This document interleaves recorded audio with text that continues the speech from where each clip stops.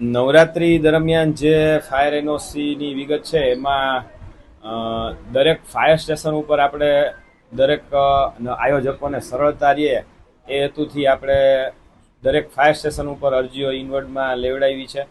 ત્યાંથી જ તરત જ આપણા સ્ટેશન ઓફિસર કે લીડિંગ ફાયરમેન કે સિનિયર કર્મચારીઓ તુરંત ઇન્સ્પેક્શનમાં જઈ અને સત્વરે એને ફાયર એનઓસી આપવામાં આવે એવી વ્યવસ્થા આપણે કરવામાં આવેલી હતી.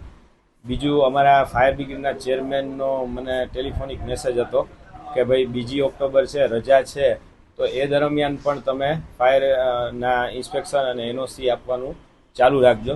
તો એમની સૂચના મુજબ અમે ગઈકાલે 2 ઓક્ટોબરની રજા હોવા છતાં અમારા ઓફિસરો, અમારા કર્મચારીઓ જુદી જુદી જગ્યાએ ઇન્સ્પેક્શન કરી અને જ્યાં બધા ફાયર સેફ્ટીના સાધનો કમ્પ્લીટ હતા એ લોકોને ફાયર એનઓસી ગઈકાલે રજા હોવા છતાં પણ આપણે ઇસ્યુ કરેલી છે.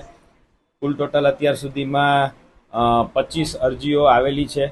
એમાંથી 22 નવરાત્રિના આયોજકોને એનઓસી ઇસ્યુ કરી દેવામાં આવેલી છે અને 3 એનઓસી મીન્સ કે 3 આયોજકોના પેન્ડિંગ છે. તો એ 3ની એનઓસી આજે લગભગ બપોર સુધીમાં જ બધું ફાયર સેફ્ટીના સાધનો બરાબર હશે તો અમે ઇસ્યુ કરી આપશું.